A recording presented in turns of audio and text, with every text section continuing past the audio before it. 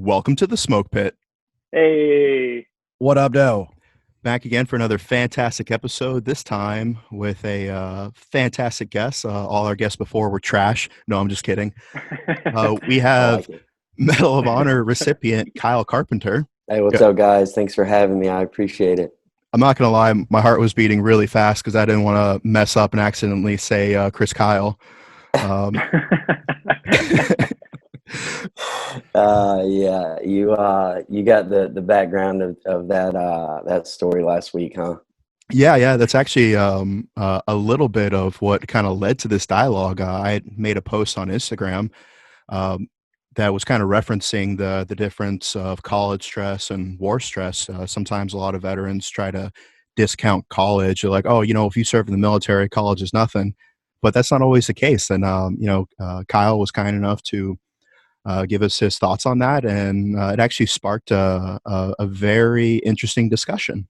I saw this post that you put up, and the question posed was interesting because I haven't really got one like that before, and specifically kind of analyzing stress on both sides of it, and even more specifically when you get out as a veteran. And so, yeah, I decided to give my 2 cents. And, I absolutely loved school. I loved everything about it. Um, I learned a lot, which, I'm very thankful for. It did require, at the beginning, a lot of patience. Yeah. I say that because almost weekly, sometimes daily, people would come up and, I was so appreciative for the support and the love, even if they didn't really know what military or veteran life was about. They knew I was that guy that had served and got injured, and I was their, fellow classmate, and they came up, and, it was a great 4 years in the sense of I did feel very loved and supported. Yeah, because there was your actual citation picture when you were awarded the medal. Like, I gotta say, dude, you had that $1 million smile. Like, right, yeah. a lot of us were just like, damn, man, like I don't even look that good in the morning, let alone after, dozens and dozens of surgeries. Hey, well, Walter Reed put Humpty Dumpty back together again very well. So I think they made me look a little better than before. But Now, quick question. Do yeah, you think your medical team, with, all their skill and, all their amazing miracle working talents, do you think they could put Mike Sensei's liver back together? I think it's too far gone. I agree. It's a good answer. But yeah, hey, but about school, like, first and foremost, it was just like amazing, but it was difficult. You know, half the times I got approached either being called Chris Kyle or, another one that took those deep breaths was when they would come up and after we got talking, they would say something to the effect of, hey, you're that guy that won the Purple Heart. And Mm, from the conversation surrounding that question, not only, and I don't really fault people for saying you won the Purple Heart, because if you're not a veteran, if you haven't served, there's just things that people don't know. And Yeah, it's not like you went into the gas station, put down $1 and scratched off a ticket and you're like, oh, look at yeah, that. Three yeah, Purple Hearts. yeah. But, I did receive it. And so I And so said, what well, would you say the difference are between the two different types of stress? uh, Because in my experience with a little bit of college that I've done, like firefights and stuff like that, it's very in the moment. It's very like you're passive. You're just a passenger on a roller coaster, and when it's over, it's over. But with college, it's kind of like that final is like looming on the horizon. Like yeah, exactly. And I think, veteran or not, everyone feels that. I was in a unique position. I mean, starting full-time college 2 weeks after 3 years in the hospital. Now that can be looked at as like, whoa, like complete, just drastic change of environment, yeah, you name it. But because I spent that long in the hospital, and because for 3 years I laid there while I watched all of my friends, everyone that I knew, everyone around me, my entire world kept spinning without me and kept going on.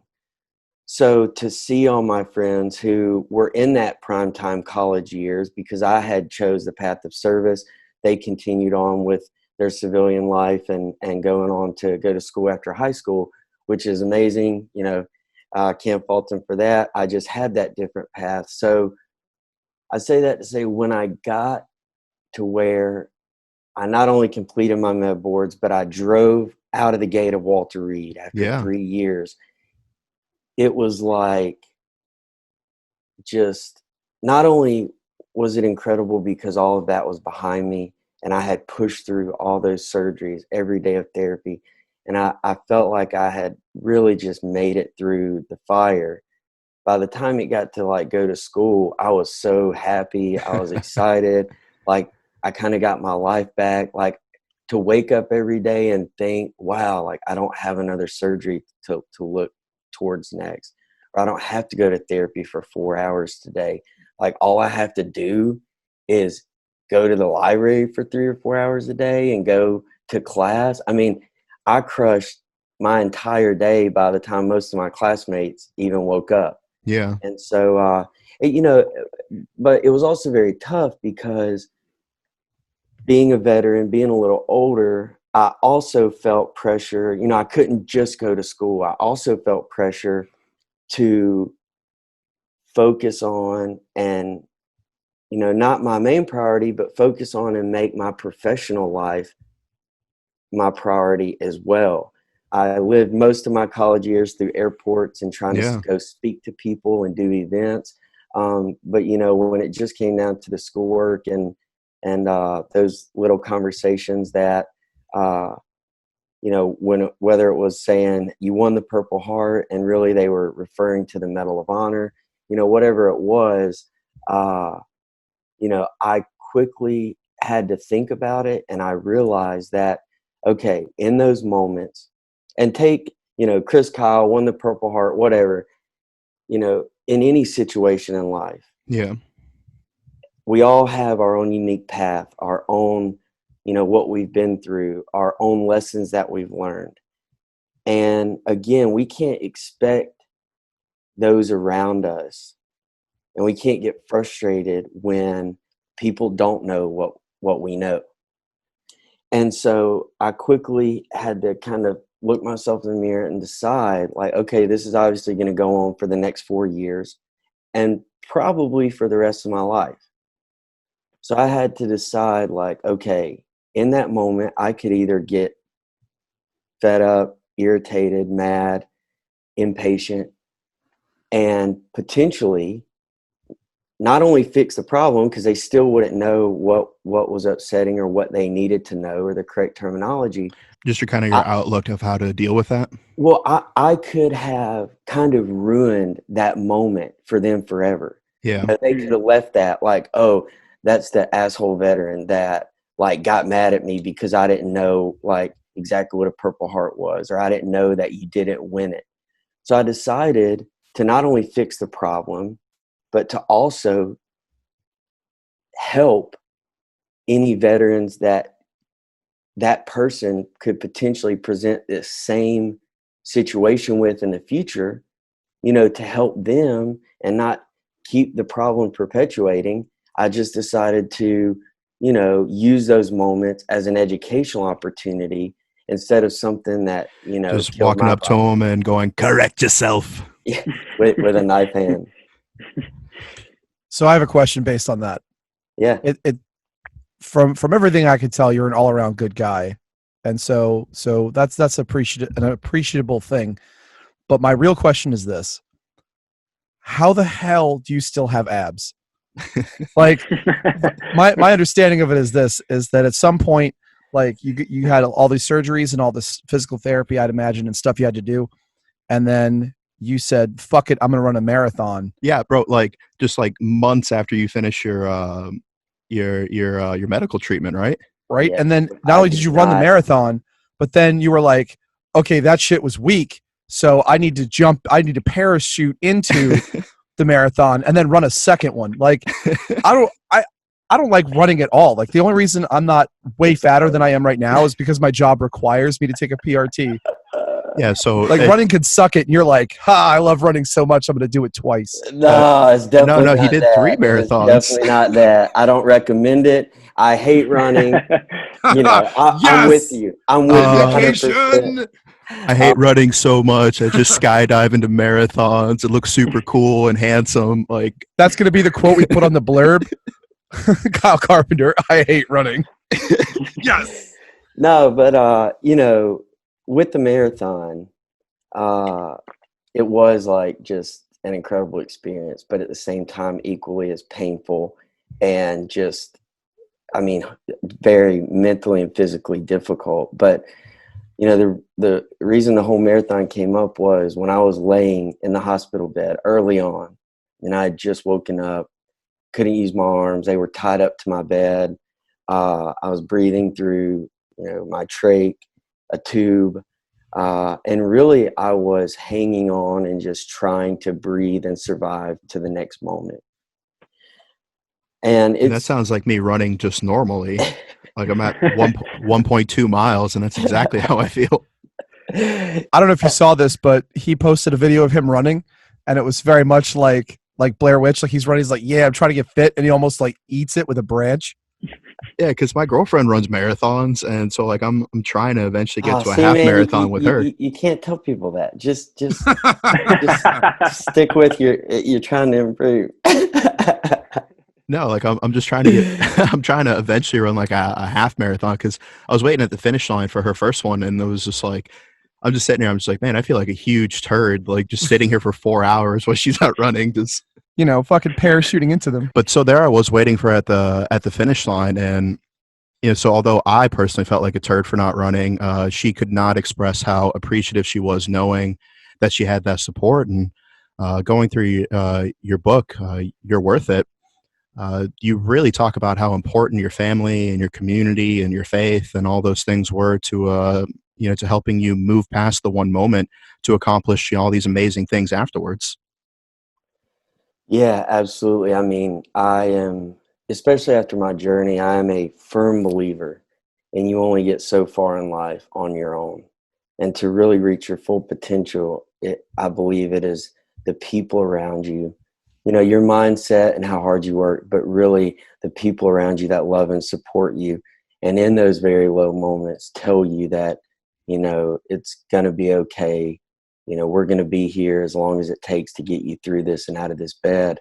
So I'm just, you know, even though I made part of my book a priority of that, expressing how appreciative I was for all those people, you know, even the you know, janitors in the hospital, like all those people played an integral part and an important part in allowing me to be right here in this moment today. And so I'm just so, I still don't feel like I gave enough credit, but I tried to as thoroughly as possible. And, you know, along with that, kind of going back, but also still tying in to that long and difficult road, you know, that marathon, did I believe it was an attainable goal when I set it? I cannot honestly say yes. But in my lowest point, I thought, okay, obviously I'm knocked down right now, but what is something I can either think about or look forward to, or a goal I can set and work towards, that if I do it and accomplish it, I will prove to myself that I'm not only back to being Kyle and how capable I was before, but what's something that, even though I'm missing an eye now, my eardrums are blown out, I can't use my arms, what is something I can do that if I did it, I could prove to myself that I've excelled even better than I was before? And I thought, I'm going to try to maybe one day cross the finish line of a marathon. And when I did that, I mean, I have chills right now. It was just, you know, that and walking across the stage at graduation. I mean, Yep. just, you know, I think I was just so kind of proud of myself, but also after over 3 years earlier setting that goal, I crossed that finish line, and, you know, just, you know, my journey has a lot of pieces and parts, but kind of those moments were the two that I can kind of claim as mine. And I worked hard. I put in the pain, time, and effort. And when I crossed that finish line, I got emotional because I did exactly what I wanted to in setting that goal. And that was to prove to myself and myself alone. I didn't care about anyone else. I didn't care if I finished in 8 hours or 5 hours. I just had to do it, and I did it, and I'm so thankful for that. And it really taught me, one of my favorite lines in the book is the smallest of steps eventually completes the grandest of journeys. And, in writing this book, I waited as long as I did because I wanted to have some substance in behind the lessons that I was teaching. There's nothing worse than someone that tells you, oh, you got to do this. Oh, you need to wake up and run 3 miles every morning. You need to whatever. And they haven't done it themselves. And I think a part of that came from so many people visiting me. I'm very thankful, but whether it was politicians, whether it was celebrities, athletes, so many people would come through the halls of Walter Reed. Amazing. We're very thankful for that. But they would all say, hey, you're going to get through this. You're going to get better. You're going to be out of here in no time. I mean, yes, I believe that was true. I hope that to be true. But it's like, you aren't laying in a hospital bed. Yeah. You never spent 3 years in the hospital. So I didn't want that vibe to come off when I wrote this book. So I wanted everything, all the lessons that I tried to also not kind of preach. I just tried to say, hey, this is what I went through. This is the mentality I had. This is what happened and the lessons I learned from it, and kind of write it in a way that just lets people take what they want from it. But I'm very thankful that I accomplished a lot of those goals, including the marathon. So, people could really say like, oh, he's not just saying it. And that was You're Worth It, available on hardback and audio book and Kindle. First off, Kyle, thanks so much for doing this. Usually we have guests on that talk about, the largest women they've been with or their favorite bar fights, but you are like bringing me to tears. I'm not even kidding. So thanks so much. I have 2 quick questions for you. When you left the military and joined college, you pledged to a fraternity. Do you just like being tortured from being a Marine to joining a frat? Is the hazing quite the same? What was that experience like being a vet? Yeah, that was an interesting one. Yeah. So it was completely unexpected. I saw this guy out one night, and he had on this crazy like golf outfit. And he comes up to me, and he was like hardcore military history, like knew my whole story, really cool. And he kind of proceeded to talk about maybe hanging out like next day or the next week. And I was thinking, man, if you dress like this all the time, like, I don't know. And so he said, no, man, I'm coming from a function. Like, it's cool. Everyone's dressed up like in golf stuff, whatever. And I didn't know really about any of this. And so I kept talking to him, and he said, like, hey, come out to the house for dinner and I'll meet some of the guys. And it was just completely not what I expected. I mean, I walk in, they're having dinner. Some guys are playing pool. Some are watching Sports Center, and just really, really good dudes. And so I thought about it, and, they kept, begging me almost like in a respectful, like, we want to like say thank you by doing this, which sounds like, oh, really, a fraternity? But, it's what they had. It's what they could offer. Right. A part of it, and something that they had worked hard to build. And so, so I went by a couple more times for dinner, and, of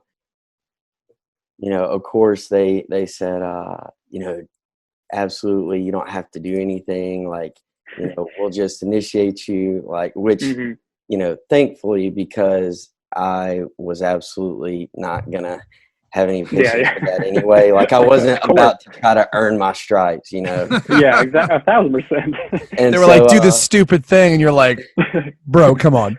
Yeah. So, I mean, they understood where I was coming from. And of course they didn't even agree, They were almost like caught off guard that I was even thinking that it might happen. And so It's like when you take an unfortunate girl home and she's acting like she's doing you a favor. You're like, really? Like, clearly I'm doing you the favor here. And so, I feel attacked. Yeah, but you know, over the next few years, it was cool because I had a lot of these like mentor moments.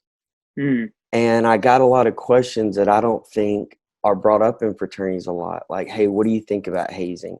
Like, how is it like in the military?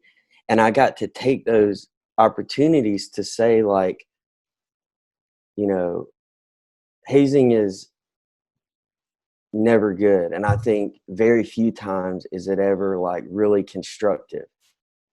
And so I not only relayed that, but I said, you know, in the military, like it can be argued, does hazing to a certain degree make sense or not? Or do you agree or disagree with it? But I said, here at college, I said, you know, you're hazing without a purpose. You're hazing without a lesson at the end of the tunnel. Right. You're just pretty much like beating people down mentally and physically and not bringing them back up. So what I'm hearing is that college hazing should be like, do this math equation while you do this beer funnel. There's a purpose there. Yeah, there's a purpose, and I would not argue with that approach. But, you know, I would just say that I think hazing a lot of times can be turned into like we would do in the barracks, or like, you know, we would do in small school circles out in the middle of the woods, just training. I think it, you know, for your organization and for the individual mentally and emotionally, I believe that to just sit someone down and talk to them calmly and tell them not only where they messed up or what they did wrong, but also give them the tools to fix that problem or to become better or learn something new. So, you know, are there times that it can help and you can really get the point across in the military? Yes. But outside of learning lessons that will help you with life and death situations, you know, I was heavily against it, and I let them know that. And I think over time, you know, I hope that over those years, I planted seeds to kind of change the culture. Yeah, no, I obviously am not a part of this fraternity, but I guarantee you did. The other thing I wanted to bring up is your sense of humor, man. Like, at what point after your service and after you went through, like, I followed you on social media forever. Like, you're really a genuinely funny person. You're Thanks, self-deprecating. Like, you share the correct amount of memes. Like, you're killing the game. But I mean, even your handle, Chicks Dig Scars, like, it's all funny. At what point did you say, okay, I'm comfortable enough to not only joke about this, but put it out publicly? Man, that's a great question, and one I have never got before. You know, this answer can apply to like a few different aspects of my recovery and waking up. But I think the easiest way or most simplistic way to put it is, you know, when I faded from consciousness and I felt myself bleeding out on that rooftop, you know, I thought that was it. Like I knew in my mind, I said my last prayer. Like I thought about my family and my mom, how devastated that she was going to be that I didn't make it home. And I mean, really, like I truly knew that that was it. Yeah. So I say that to say when I woke up, you know, there could have been two paths. You know, I got told, hey, you know, because I was out for 5 weeks. So when I woke up, I didn't have any sense, not only where I was, my injuries, like I didn't know I was blind in one eye. I didn't know that my right eardrum was completely blown out and I couldn't hear out of it. You know, through the medication and just the trauma, it was like, you know, what is going on?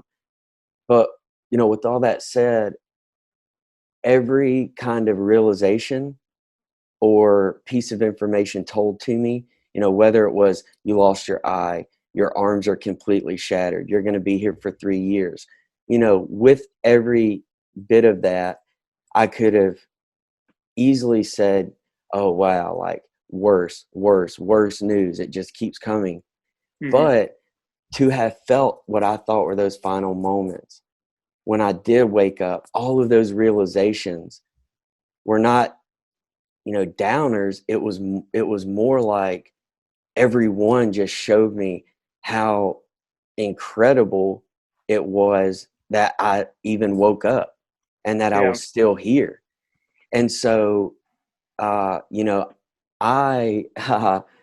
my doctors and my parents still talk about how funny it was. Like, I was joking with the doctors, asking them if they knew what they were doing before big surgery happened. That's awesome.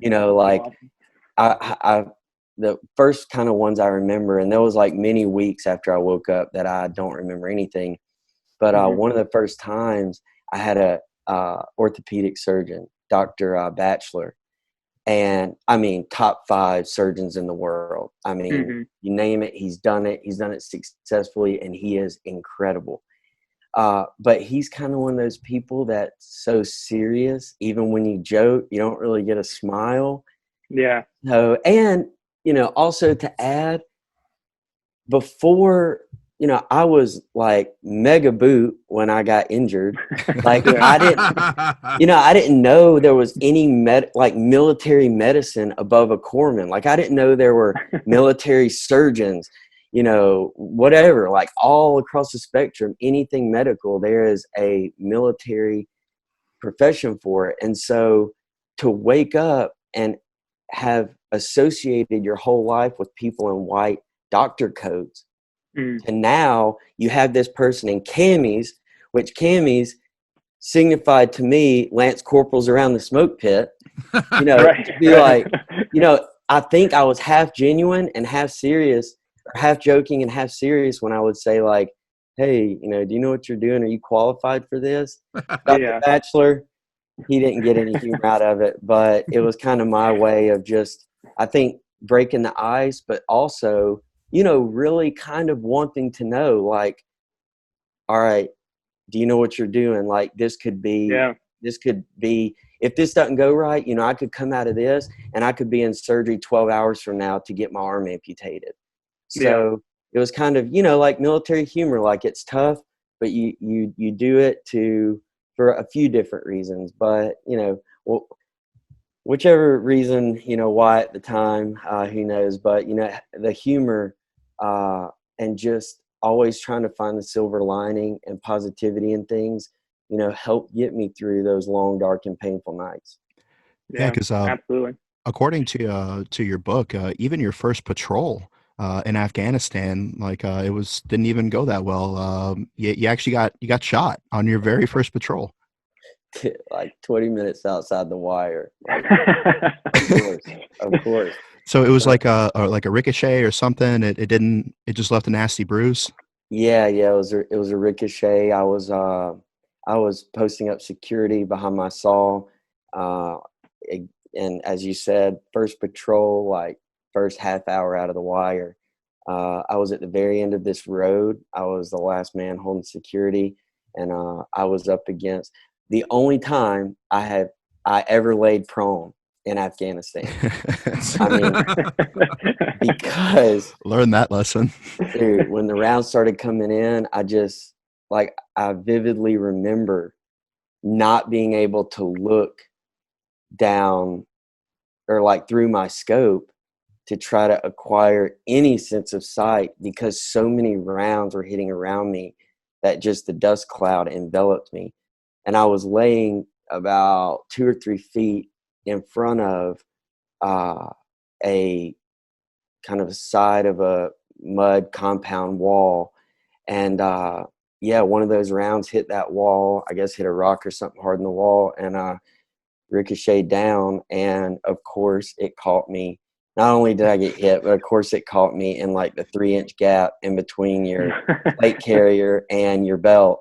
And so, but yeah, I mean, it was like a really bad paintball hit, which I had taken many times growing up. So I was just like really scared and bummed that I was about to potentially be pulled out of the fight before it really even began. And I was just scared that, you know, I was, even though it wasn't my choice, I was going to leave, you know, my buddies there with such like a minor thing. Like that would have Yeah. really tore me up. So I'm thankful it didn't penetrate. But yeah, it was a nice sore reminder for about the next week or two. Yeah, and speaking of which, you know, you're a fellow saw gunner like AJ and myself, and we're both kind of bigger guys, but we noticed that was a abnormality that generally it's some sort of sick game in the Marine Corps where the So smallest sick. guys get the Sick game. the You gotta biggest give weapon. it's toughening them up, man. Yeah. You got to give them the larger weight because you're like, all right, little dude, obviously you're not going to fight your way out of this. So we're going to give you some like serious firepower. Yeah, but you know, Kyle, you know, he broke state records for weightlifting when he was in high school. Like you played sports, like dude was strong. It's just kind of it's just insult to injury. Like it's bad enough trying to keep up with, you know, long ass bitches like AJ on hikes, and then they're like, oh, here, take the saw instead of an M4. Don't say the H word. Don't say the H word. Please.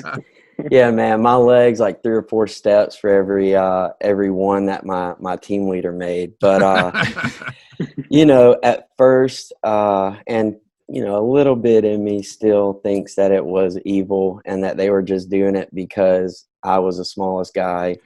Yeah, when But I it's took over my squad in 29 Palms, I got there and the 3 saw gunners were all the shortest Hispanic guys. And I was like, no. I was like, I had 3 corn-fed farm boys from the Midwest. I was like, no, you 3 are the saw gunners now. yeah, right. And my team leader, who I talk about, Lance Corporal Heinz, who I talk about in the book, dude, he was like 6'4". And on the way over to Afghanistan, we're like, oh yeah, I'm telling him like, man, when we get there, dude, you better stay nice, low and tight and move fast because you're going to be the first one to get hit. Makes it through multiple deployments, not a scratch on him. And here I am, get shot on the first patrol, and 4 months in, I get hit by a grenade. So That's things crazy. didn't go as planned, but you know, thanks to the you know, the amazing work of your corpsman, you know, reading your book, I mean, that guy, he was just an absolute stud. oh yeah, incredible. Yeah, And so he's the man. what happened? Where's he at these days? He actually, so he had he did a couple more deployments after the one that I got hit on. He got out. He went to Florida State, got his degree, and last week, I believe, Yep. he actually swore back into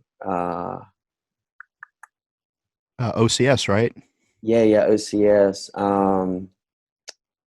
Yeah, Marine Corps.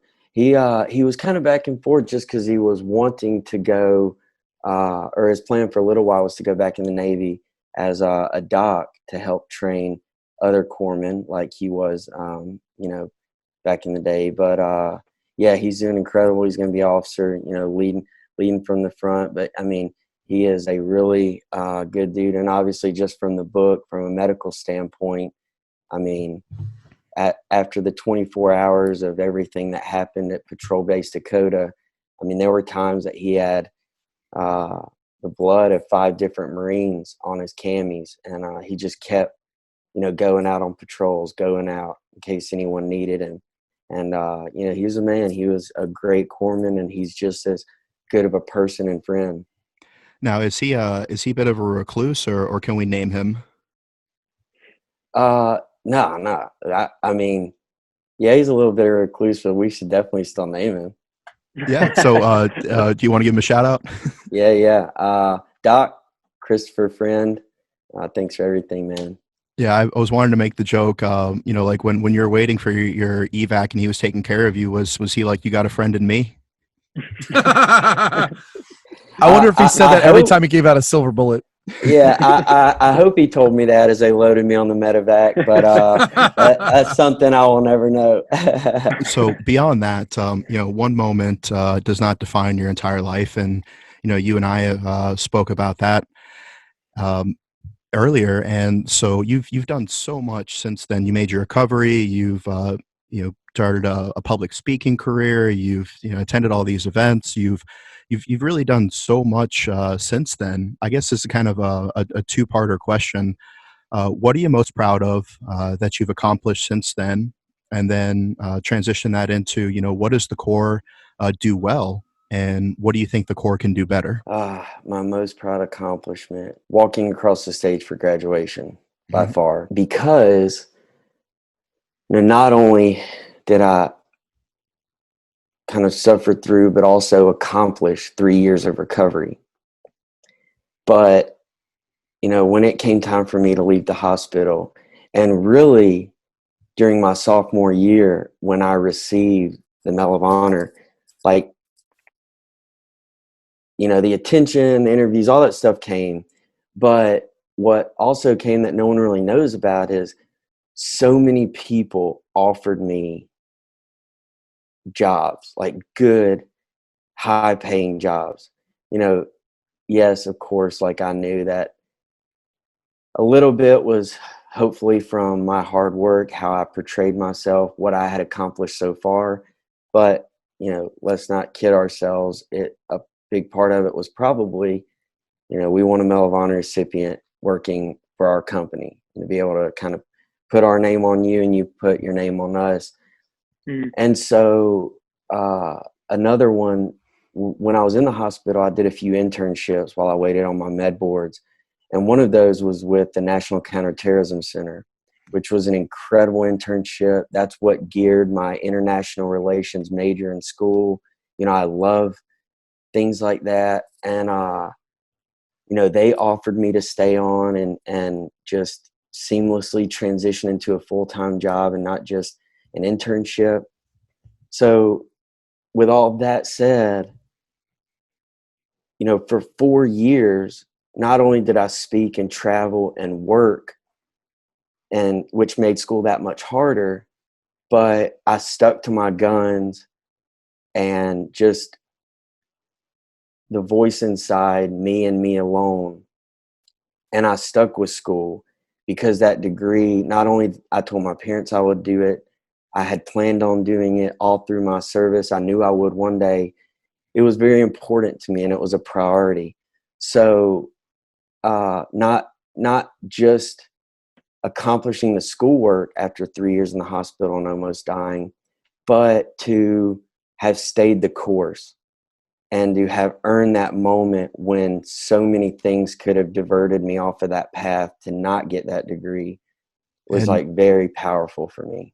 yeah, and when you're walking across that stage and you got your degree, I know that kind of had to be fulfillment of a lot of things. So, did you get a degree in underwater basket weaving, or what did you end up majoring in?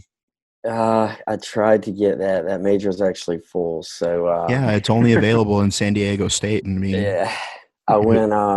I majored in international relations, yeah, and which was an awesome degree. Like it was really, it gave me a lot of flexibility. You just didn't have to take this math class or that history class. You had a wide range of options. So I got to take things that really were interesting to me. and And you're setting also, yourself up to be an ambassador. hey, maybe, I don't think I could, full on, at least right now, dive into the political side of things. I know, an ambassador or something in State Department is obviously tied up in politics, but that's not that's not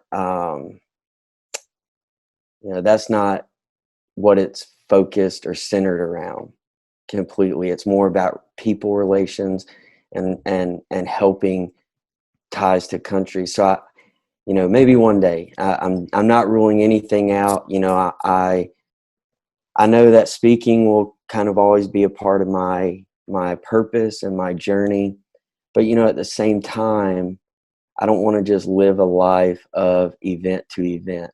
Yeah, And even though I believe, and after 10 years I feel like I do make an impact, but to speak all the time and just cycle through groups, which I'm very uh, like honored and humbled by, but it is tough to kind of always give Yep. and always convey lessons and always just like, just be all there. And then you leave that event, or I'll leave that event after 3, 4, 500 pictures, talking to people. And then I go back to my quiet hotel room, and it's like, I don't get to directly see the result or like the fruits of my labor, which I know they're there. It's just, and now after 10 years, well, really, I got out of the hospital in 2013. So I've been like speaking and going hard for like 7 years. Now it's really awesome because I'll run into people, or people will be at my events and they'll say, "Oh man, I heard you speak back in 2014. And what you said, I've carried with me every day since." Or Yeah. like, "You got me through a really hard time," or whatever it is. Or like, this lady told me one time, like, "I heard you speak one time and I started following your story after that." And she said, "Every morning I look at your Facebook and it gives me the strength to get out of bed because I'm debilitated by rheumatoid arthritis." Mm. So just little things like that where it's like, wow, to whatever capacity I am making an impact, it's just time and patience to kind of see the ripple effects of that. Yeah, and we've we talked about this a little bit, because not nearly to that extent. Like when I go out to events and speak, I get like 12 pictures. So I'm trying to get to your level, but we do Dude, get be careful what you messages. wish for. I We didn't know, but your cheeks can cramp, so watch out. we do get a fair amount of messages of people who say some extremely humbling things, like, you're the reason I sought therapy, or you're the reason I tried to foster a better relationship with my family, or this. And it is a humbling experience. And we try to give and we try to put out there, we try to better ourselves to be a better example for other people. And sometimes, it does get a little overwhelming. Sometimes you need some me time. Sometimes you're having a bad day and somebody will, like, I was on a run and somebody was like, "Hey, pop smoke," and like I'm gasping, like every That's muscle awesome, though. is cramping. And I stopped and chatted. And I know these guys go through it too. And so, the Marine Corps really kind of instills that, that giver's mentality. That's, you're there for the team, you're there for other people. The people to the left and to the right matter more than you do. It has really shaped a lot of how we live our life. But to ask that second part of the question, what do you feel that the Marine Corps does well, and what do you think that the Marine Corps can do better? As a disclaimer, like, this isn't attacking anyone. I'm not trying to put you on the spot, but we can always know ourselves and seek self improvement. So, Yeah, absolutely. what does the Marine Corps do well, and what do you feel the Marine Corps could do better? Well, if the commandant or sergeant major hits me up after this, I'm coming after all of you. But no, So many times we've been told that. yeah. uh, you know, the first part is easy because what we do well, um, we've always done well. The attention to detail, the mentoring, the uh, just proficiency and efficiency in just the smallest of things, which eventually downrange, helps with the biggest of issues or problems or obstacles. And so, we do so many things well, and I'm forever thankful that, like, I earned the title of Marine and that I wore that uniform. And so, even if I spent the rest of today, I don't think I could hit on everything that I think we do well.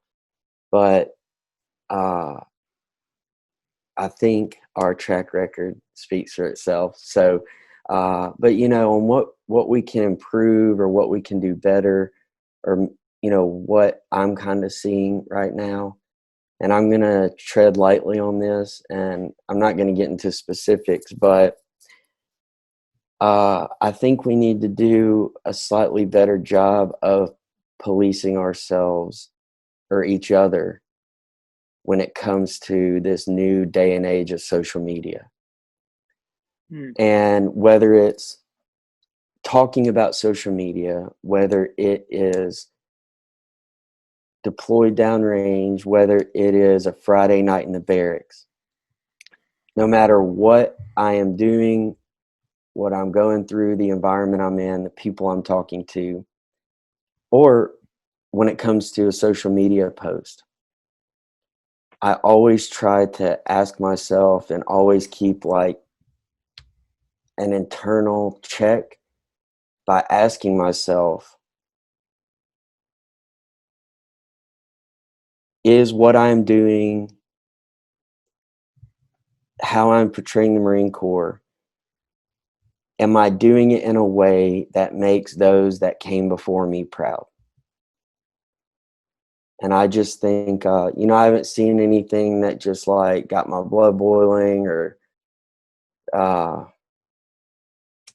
that I just really hated. It's just, I'm starting to see things now where it's like, what you're doing in the uniform is more important, it seems to you, than the uniform itself. And I just think we should always kind of keep that in mind. Yeah, because Mike will do a whole podcast just on his hate for people doing dumb stuff in uniform on TikTok. If you do stuff on uniform TikTok that offers stone stands, I will fight you on site. Okay. I hate it. Okay, that's Mike Simpson. Thanks for filling in where I didn't want to elaborate too much. Exactly. That is my views and my views alone. Yeah. That's what Pop Smoke's TikTok needs to be. I'm going to make a Pop Smoke TikTok, and that TikTok's going to be all Mike fighting other people on TikTok. That was like that Key and Peele episode where Obama had the anger Lucius. The anger translator. Yeah, the anger translator. Yeah. Yeah, no, Kyle, your answer might get you another challenge coin from the sergeant major. It was great. And then Mike is just like, but as he was saying, I will fight you. Yeah. So, but hey, one more thing, and I forgot to say this. I'm backtracking a little bit, but it is important. Talking about school and when I graduated, I appreciate you saying that. I've accomplished a lot since getting injured, because so many people, whether it's organizations or individual people, interviews, everything, understandably so, revolves around those moments on the roof, what I did, what I was thinking, how it went down, the Medal of Honor, all that. But school, when I walked across that graduation stage, the Medal of Honor didn't help me with that. Meeting the president didn't help me with that. All the interviews didn't help me with that. I got bad grades. I worried about the next exam like everyone else. So I just say that to kind of clarify that when I walked across that stage, it was something that not I alone, but I accomplished without those few moments that so many define me by. So I just wanted to add that, but I appreciate it. And no, that was very well said, and I totally agree with you. And I think it's kind of an interesting dynamic because you get some sort of notoriety in the veteran space, and then people start paying attention to you, whether it's getting a NAM in front of the formation or doing something on social media.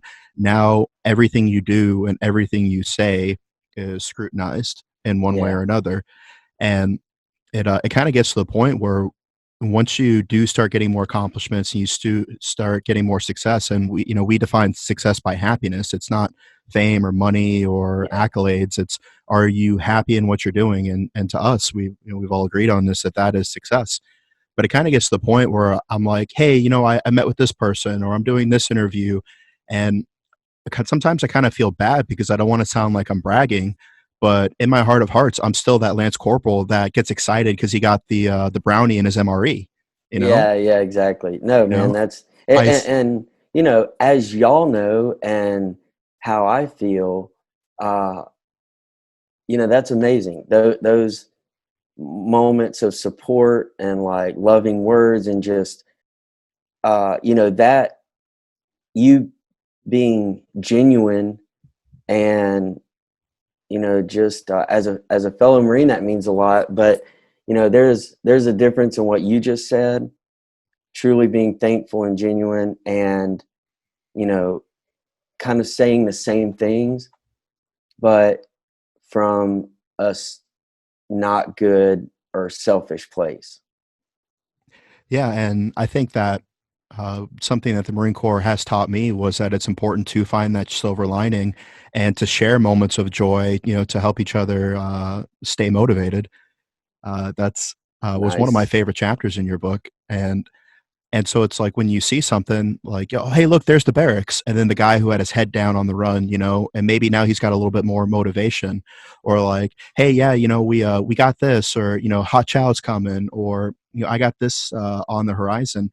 And to me, it's kind of like a way to, rally the pack. Like, because if one of us succeed, then all of us succeed.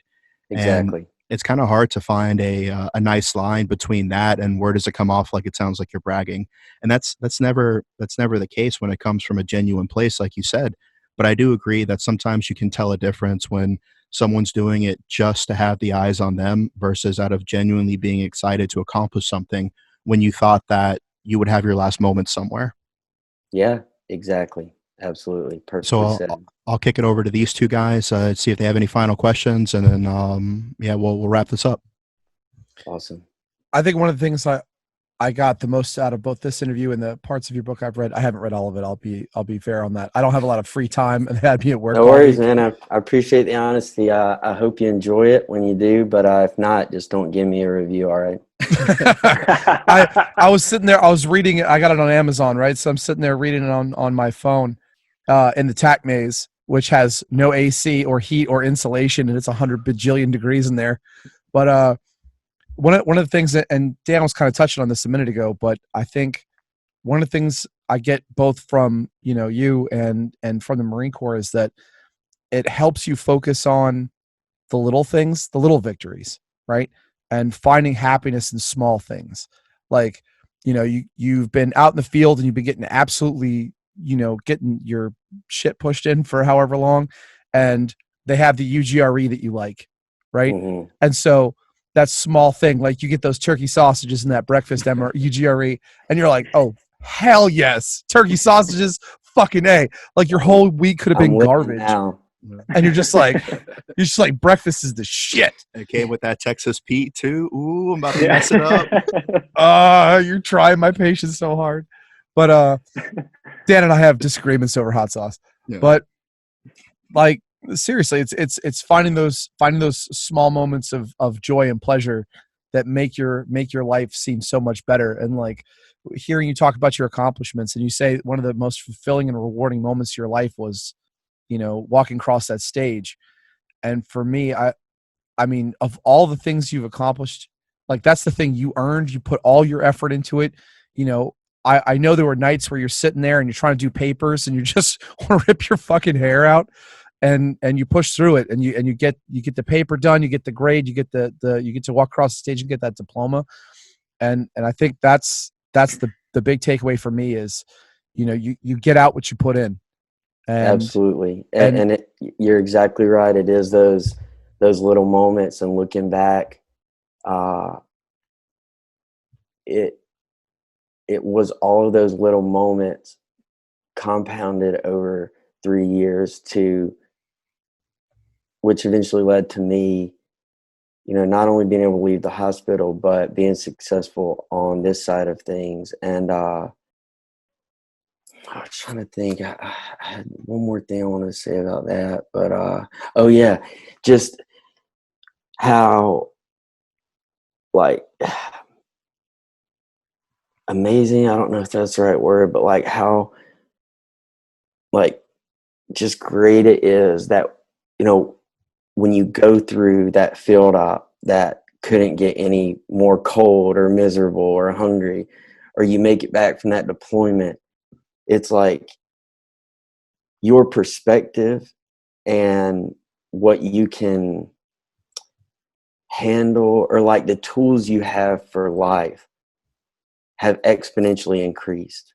Like, even though it was miserable going through it, you know, and this is anybody in life, you look back and those moments that you didn't know or think you could make it through, those moments where you thought, there's no way I could experience any more pain, or there's no way I could take one more step on this hike. And you did that, and you pushed through that time. It's like you have to have those to become better in life. And you also have to have those to be able to look back and say, you know, I took that next step, or I crossed that finish line. I can do it again. Like, you know, you add resilience and character and perspective and all of those things, you know, after the trials and tribulations. You know, sometimes the hardest of times teach us the most beautiful of lessons, which I truly believe. And, you know, because of those hard times, you know, I can have the humor, or I can see the silver linings, or, you know, I can pull the smallest aspects of positivity out of a negative situation. And you don't know to do that, or you don't know you can do that, you know, until you make it through those, at times could be very small, but trying times. All right, now that I'm about to cry, Mike. God, you always, yeah. All right. No, man, I got nothing left for you. I just wanted to say thank you for doing this. Thanks for your time. Thanks for your sacrifice. And I also want to say thank you for sticking around. Like, sticking around meaning being a voice for this veteran population and active duty and those who come and gone. You didn't have to, but it means a lot to me that you did. So thank you. Thanks, man. I appreciate that. And, Oh, can you say you're worth it to him? Mike really needs stealing this. my lines. Yeah, I really do. Mike, you're worth it. You are worth it, man. Never forget thanks, it. buddy. If you're not following Kyle, correct yourself. You can find him at Chicks Dig Scars, spelled with a K, on Instagram, Twitter, and Facebook. Anywhere else? Nah, my LinkedIn is pretty trash. And Have you not started an OnlyFans yet? I don't. I'm not that desperate for money right now. Just you take the peanut butter spread and just rubbing it on your abs. Like, I'd pay for that. Yeah, funny talking about the abs this morning. I'm at my girlfriend's right now, and I'm gonna go help some family with some stuff tomorrow. But yeah, we wake up and you know, I'm kind of looking over the questions. And not getting too serious, just getting an idea of maybe how I'm going to approach things. And she saw the ab question, and she said, "Oh, that is a really good question, since you eat like a trash panda." So, Nobody craps on us in life more than the people who love us the most. oh yeah, big time. Daniel. No, and that's a fair point, because if you listen to any other shows, like, you may not even think we were friends as hard as we roast each other. Oh yeah, exactly. You know, with friends like these, who needs enemies? Yeah, exactly. There are legitimate times where I feel like I'm going to say something to Mike, and he's going to be like, "I don't want to talk to you ever again."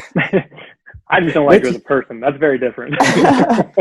See, at least that I can respect. No, see, I think both of those things are things you tell yourself in the mirror after you're too hungover.